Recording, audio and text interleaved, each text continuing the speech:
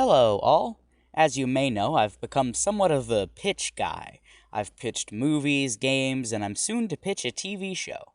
Today, I will be pitching an idea for an Insomniac Venom spin-off game. This will spoil all three games currently released in Insomniac's Marvel Universe, so please click away if you want to remain spoiler-free. As a reminder, in Spider-Man 2, the Venom symbiote was forcefully removed from Peter, and Harry became Venom. Peter also got the anti-Venom symbiote at the end of the game, and in a side mission, Cletus Cassidy gets the Carnage symbiote. Also, I have not read any parts of the big cyber attack on Insomniac, so I don't know if some of this have been planned to be non-possible or non-canonical in any way, shape, or form. I also have not read any of the affiliated comics regarding Insomniac's Marvel Universe, so please keep all of that in mind. So for this game, the main force antagonizing the player is the Jury, Riot, Phage, Lasher, and Spider Slayers. This game would open with the player controlling Venom, sometime during the end of Spider-Man 2. Harry is the current host, and Miles and Peter are about to reunite to fight Venom. In this scene, we see Harry try to heal an apartment complex. Inside, one man fends off the symbiote goons. Harry arrives and finds that the man was stalling for his fiancée to leave. Harry then infects him with a piece of the symbiote. Opening credits will roll as we see the same man about 3 months later. His apartment is a mess, and his hair has become much messier. He is Eddie Brock. He has an argument which the player would only hear one side of. Then the Daily Bugle comes on TV and tells of Oscorp funding a new task force to help cull the rogue symbiotes out in the world. Right then, Venom comes out and gets aggressive. Then, Venom jumps out of the window of the apartment, and the player has control of the deadly duo. The opening mission will consist of Venom and Eddie swinging around the city, fighting some criminals and taking photos of these crimes. This will help establish Venom's gameplay loop, but also explain Eddie Brock working at the Bugle with his photos. Then, for Mission 2, JJJ calls Eddie to tell him that he needs Eddie to go to a showcase for Norman's task force. Eddie goes both to do his job, but also to sneak around to figure out how to stop them from killing him or Venom. He interviews Alistair Smythe, who tells them that alongside the main members of the team, called the Jury, robots will be deployed with sonic cannons, fire cannons, and even regular guns, and these robots are called Spider Slayers. Venom then sneaks around, and they take down some goons together. The third level has Eddie visiting Anne.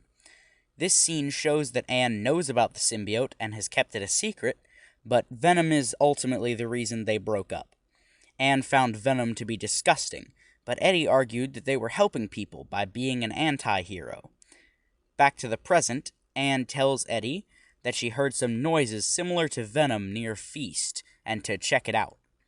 They go and find a crazy man in the alley. This guy speaks like he's some powerful force, but from appearances is nothing at all. So Eddie dismisses him. JJ calls and tells Eddie to go take pictures of a battle downtown. The fourth level is somewhat of a stealth segment. The player controls Eddie and tries to get him in perfect positions at right times to snap photos of Miles fighting a new symbiote. This symbiote is violet and keeps calling itself Agony. Miles is zapping the goo off of the host, but the host clearly doesn't want it to be removed. Venom decides to take over Eddie and jump in the fight. Miles sees Venom and tenses up. Venom and Agony get away, and they are now on top of a tower. They talk, and Agony leaves. The fifth level holds a boss fight. Venom decides that he must protect symbiotes like Agony, and Eddie wants to protect the humans bonded to the symbiotes. He wants to do this because it is all over the news that Harry Osborn is still in a coma and after being forcibly removed from the symbiote. So Eddie knows that if you are forcibly removed from a symbiote, you will likely have adverse effects. Venom then forms again and decides to go to Oscorp. The player controls Venom, killing a bunch of Oscorp guards, then they have to dismantle a Spider Slayer together. That being the boss fight, of course. The 6th level has JJJ calling Eddie to say that there's an issue at the Bugle. Eddie goes in and sees Scorpion. Eddie's confused and lets the figure grab Jameson by the neck, since he's stunned, and crawl out the window. Venom then decides for them to snoop around the office, and it's another stealth segment of sorts. If in Eddie's form, no one suspects you of anything, but if you are seen as Venom, you will get caught. This also applies if you grab something across the room with a symbiote tendril and are seen doing so. Next, a Spider Slayer ambushes Venom and you try to fight it, but it is supposed to absolutely wreck the player in Phase 1. Then Agony rushes in and saves Venom. The two of them fight the robot by using tendrils to trap it to an electrical panel on the wall. Agony and Venom then go to an Oscorp building. In that building, Eddie sees the same man he saw at Feast, who then morphs into a gray symbiote which calls themselves Riot. Riot then tries to grab Agony and Venom, and they sneak away. For level 8, the player is Miles Morales, hunting down Venom. Miles goes to a couple people who tell him where Venom has been seen. Miles tries to, but is ambushed by the new Scorpion. Its tail splits into 4, and the tails shift over to its back. Miles now fights Lasher. Level 9 is Venom and Agony investigating together, and they oddly seem to be able to finish each other's sentences in the dialogue. Eddie assumes this is because of some connection between the two of them, and Venom dismisses it as a hive mind thing. Riot then attacks, and Venom and Agony fight them as a boss fight. Level 10 is Miles breaking into the very same Oscorp building and tracking Lasher. Apparently, Riot and Lasher have been working together to plan to resurrect Harry Osborn to rebond him to Venom and make sure that they take over the world with symbiotes. Level 11 is Eddie and Miles meeting and talking. After they all realize that they are trying to achieve the same job, they decide not to fight. However, Miles does call Peter to ask about Anti-Venom, which is still canonically bonded to him. However, a man walks in to fight them, and more people join them, so Miles, Venom, and Agony fight against the jury. However, the jury had Sonic and Anti-Venom weaponry, so Agony was hurt, and Eddie leaves while Miles finishes up. At Eddie's apartment, Agony peels back, and it turns out her host was Anne the entire time. She was disgusted by Eddie because she was pushing her own symbiote down, but when she saw Eddie's bond, she was inspired to have a similar bond with her symbiote. Then we cut back to the end of Spider-Man 2 and play as Agony and fight against some symbiotes as Agony and Anne have an argument. Level 12 is Eddie and Venom sneaking back into Oscorp, walking through a room with Spider Slayers, and the jury again, now with Miles tied to a table. Before Venom can do anything, green tendrils wrap around every member of the jury's neck and snap them. The Spider Slayers turn on the tendrils, and Venom decides to intervene. Venom fights the Spider Slayers, but more just come out. Now, from this point, I'd like to discuss a game mechanic. Just like in the Amazing Spider-Man 2 video game, I want a morality system, from menace to hero. If Venom ignores petty crimes, the bar goes down towards menace. And up to this point, nothing will happen if it goes towards the menace bar, but now, just like the drones in Amazing Spider-Man 2, Spider Slayers will come after Venom. Level 13 is now showing Miles getting up from the table with yellow eyes. Venom steps back, and Miles transforms into Phage. Venom then reaches out and tries to help Miles, but he swipes Venom's hand away. Miles then crawls away with Riot and Lasher. Venom is left defeated, but then notices Miles' phone on the ground.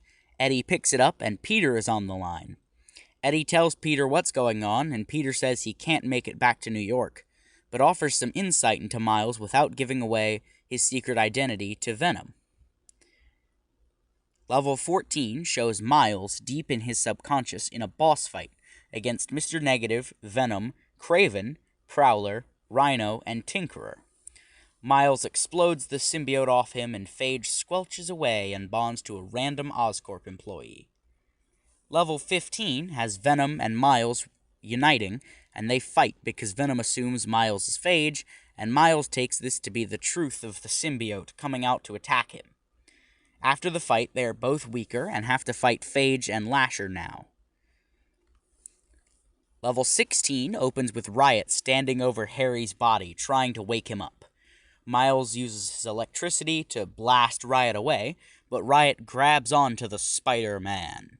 So, Eddie fights Harry, and the fight goes on really long, but then Agony breaks in the room and helps Eddie.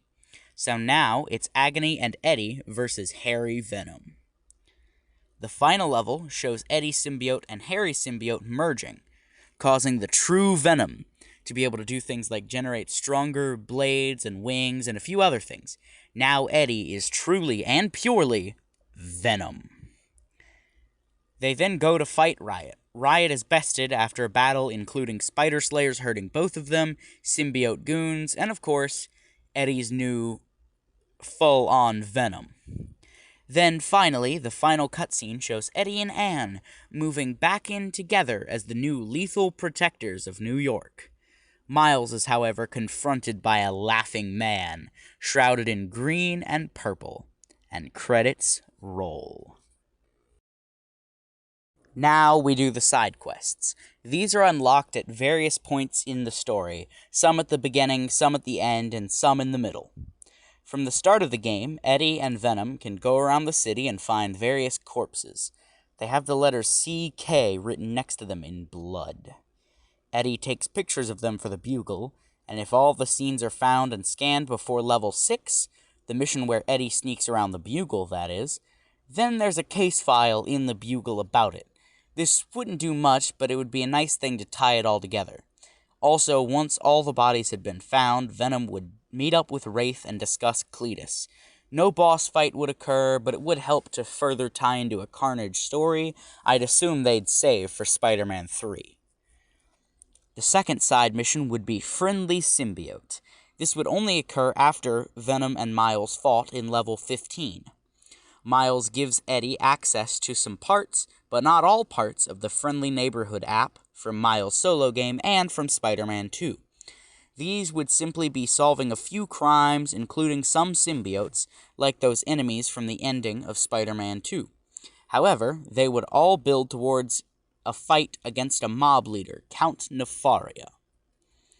Another mission, this time only unlockable after the end, would be a short series of events starting with a bank robber, who Agony was beaten by. Anne tells Eddie that this robber nearly blasted her symbiote off. Eddie investigates and assumes this is Shocker. However, the symbiote remembers from Peter's time bonded to him that Shocker was killed by Kraven.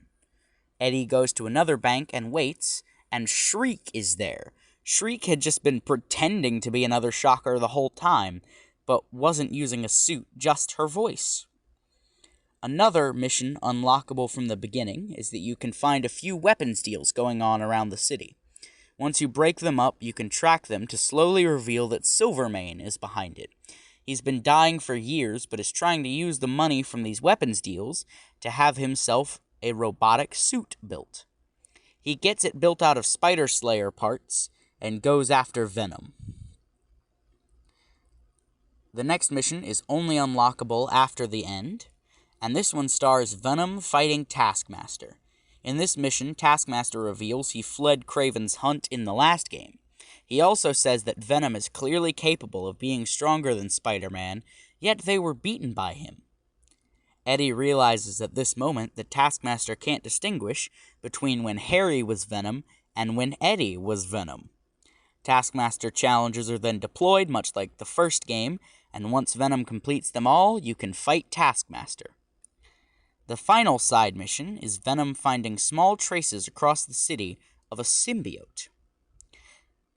By the end, it fuses together, and during its fusion, a Spider Slayer arrives. The new purple symbiote fuses with the Spider Slayer and becomes Scorn. Scorn being a combination of the Spider Slayer wanting to kill Venom and the symbiote wanting to kill Venom for interfering with its mission. Eddie doesn't know what that mission is and tries to ask Venom. Now, there are 10 side activities in the game. These would consist of either a small mini-game or collectibles. The first would start after a meteor strikes the water between Manhattan and Brooklyn. The pieces of the meteor act like the meteor from Spider-Man 2. Every so often from assembly, the player has access to audio that Venom translates for Eddie into English. They are messages from Null, telling the symbiotes to take over the Earth. The second side activity is another set of collectibles. Every time the player collects 10 pages across the hub world, they can read a digital copy of a comic important to Venom. I assume there would be 10, and those 10 being Amazing Spider-Man number 252, Amazing Spider-Man number 300, Amazing Spider-Man 361 and 362, Venom Lethal Protector 1 through 6. And yes, this was heavily inspired by the Amazing Spider-Man 2 movie tie-in game. Then another would be bike races. As Eddie or Venom, you could participate in motorcycle races around the city as a natural evolution of the bike mechanic from Spider-Man 2. The fourth would have to be Hunter's Logs. These would be small containers around the city, housing information and objects from various villains. These are going to be just like the backpacks from the first game, with Eddie/Venom having a humorous line or two of dialogue to go with the object. However, this time, it would be at places the Hunters had previously occupied in Spider-Man 2. The fifth would be photography across the city for the Bugle. Nothing complex, just a bit of work. The sixth would be carnival games.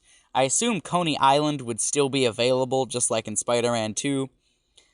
Here, Quentin Beck's Mysteriums have gone under financially, but he's motivated to never return to villainy. But, of course, roller coasters, various games, and other little things would be possible. The seventh would be activities where Venom has to race against a spider slayer throughout the city. The eighth would be like the Sable bases and demon hideouts from the first game, and it would be Venom, with the help of Agony, Wraith, or Miles, going through bases run by the jury, with humanoid spider slayers as the enemies. The ninth would be Miles, through the Friendly Neighborhood app, allowing Venom to respond to crimes, and when dealing with these, only Miles can help. Finally, Agony and Venom can go across the city and just have conversations. Literally, that's it. Just at different landmarks, if you wait long enough, Venom will sit down, and if you wait longer, Agony will arrive and they will talk. Now, for costumes. I had to include a bunch of ones in my LEGO Spider-Man pitch, but that's because they're great looks for Venom. These are the 29 alternates that they would include in the base game. DLC might add more, but with 30 total character customizations, it's probably enough. Especially since I'm bringing back suit abilities from the first game, and yes, just like in that game, they would be a mix-and-match style. So if one suit ability you wanted wasn't on a suit you like the look of, you can, of course, move it around. Number 1. A suit designed like the original symbiote suit from the last game. This suit's ability would be to grow wings, fly up in the air, and slam down into the ground, creating a shockwave. Number 2. A Todd McFarlane suit, which would have blue highlights. This suit's ability would be use his tongue as a whip of sorts. Ultimate suit, which would have purple highlights. This suit would, for 20 seconds, double the damage Venom deals, and also extend the reach of tendril attacks. Spider's Bane, which would look like Spider-Man 3's Venom. This suit ability would last for 30 seconds and make sound damage be reduced by 50%. Number 5. Lethal Protector, which would be the name of the Sony movie design. This suit would grant Venom a big, sharp metal piece, like he used in the ending to the first Venom movie. Also, when turning into Eddie, this suit would turn Eddie's hair black to match it. 6. Classic Shades, which would be designed like the 1994 cartoon. Much like the last suit, this would change Eddie's hair, but this time he'd have red hair. But as a suit power, this Venom design wraps all enemies in a certain radius up instantly, like the Web Blossom from the first game. Next, Spider's Shadow, based off the comic of the same name. This suit's power would be a passive ability, meaning it doesn't have to be triggered. It makes Venom jump 30% higher, and for every strike do 10% more damage. Anti-Venom would have to be an alternate design. This would give Venom a period where all attacks done on symbiote enemies, including bosses, do 40% more damage. Venom 2099 has to be there since every Spider-Man game seems insistent on adding Miguel as a costume. This Venom would be able to activate the power and take down 3 enemies in a row, exactly like Fear takedowns in Batman Arkham Knight. Speaking of 2099, Flipside should also be a costume here, being a clone of Peter and Venom's DNA. This would just copy Peter's suit from the first game where he jumps in the air, webs up a bunch of enemies, but now Flipside does it. Number 11. Karnam from LEGO Marvel 2 could be a cool way to pay tribute to that game. This suit would cause red and black tendrils to appear out of portals and grab enemies, and if they're low enough on health, taking them out. Hopefully, this suit could be designed to look like LEGO, same with the tendrils. Number 12, I also, for video game representation, want Fallen Venom from Midnight Suns. This suit would lob a giant blob of symbiote goo at opponents as its power, much like how in that game, Fallen Venom has a tendency to throw objects at the player. Number 13, Spider-Man Unlimited, as in the TV show, could provide a good suit here. Here, spikes and rounded tendrils would explode off of Venom to seemingly every angle as a suit ability. Agent Venom, either designed off the comic or Harry's suit from the previous game would be great. Here, Venom gets a gun for his suit ability, which I know, you can make all the neutral special jokes you want. I also just want a red Venom, obviously referencing Carnage or possibly Toxin, depending on how you look at it. For a suit power here, a red blade tendril and a spiked spear tendril appear, and start stabbing every enemy in sight for 40 seconds. King in Black suit, which would be Venom with a red swirl instead of eyes. This suit ability gives Venom a sword, where they start slashing at everything, wielding the sword as an extension on the tendrils. A suit with the same model size as normal Venom, but one of VEN number M from Penny Parker's world would be great. This suit's ability would be to fire a laser at an enemy, much like the Spider Slayers would do in this game. Number 18. A suit textured to look like cloth would be nice, because in 616, Black Cat gave Peter a cloth version of the black suit. This suit's power would be like quips from the vintage comic book suit from the first game, but it would just have Eddie make a joke at whatever enemy type he's facing. Spider Slayers would have one, symbiotes would have one, random crooks would have one, and more importantly, each boss would have their own individual quip. 19. A red and blue Venom would have to be here, partially combining Wreck Rap, Contest of Champions, and Doppelganger Spider-Man's designs. This suit power would create 4 new arms with claws and fight enemies. It would also create a symbiote blade like Wreck Rap, and of course, every other symbiote ever. 20. A Venom suit needs to have small bleeding holes and greener eyes and spider symbol as a reference to Zombie Venom from Marvel Zombies. This suit's ability would be for a zombie Spider-Man suddenly swing in and kick a few enemies. Number 21. Another video game suit could be Web of Shadows, where it's a really dark blue with the spider symbol extending out of the arms. Here, as a suit power, Venom grabs an enemy, jumps up, and does the skating move from Web of Shadows. 22. I could fill this list with other symbiotes from the comics, however, I will only try to add a few more, notably the ones in this game. Starting off with, of course, a pink Venom, to represent Agony. This suit's ability is to spew out acid onto a bunch of enemies, doing extra damage to machine enemies or random human enemies, but actually doesn't do that much damage to symbiote enemies. Number 23. A gray Venom to represent Riot. This suit would generate 2 gray symbiote maces on Venom's hands, as Venom would swing those around in a circular pattern. Number 24. A green Venom to represent Lasher. The suit power here would create a bunch of symbiote tendrils and grab 4 enemies, slamming them back down into the ground. Number 25. A yellow Venom to represent Phage. This suit power would make a bunch of spikes appear on Venom's model, but also be immune to electrical attacks to represent how, in this story, Phage is bonded to Miles. 26. A purple and silver Venom to represent Scorn. This suit ability here would be to instantly damage any Spider Slayers or other mechanical enemies around. And yes, this does include the Scorn boss fight. Number 27. A green Venom with claws designed after Scorpion. This suit ability would be to grow a sharp tail and stab a couple enemies before immediately going away.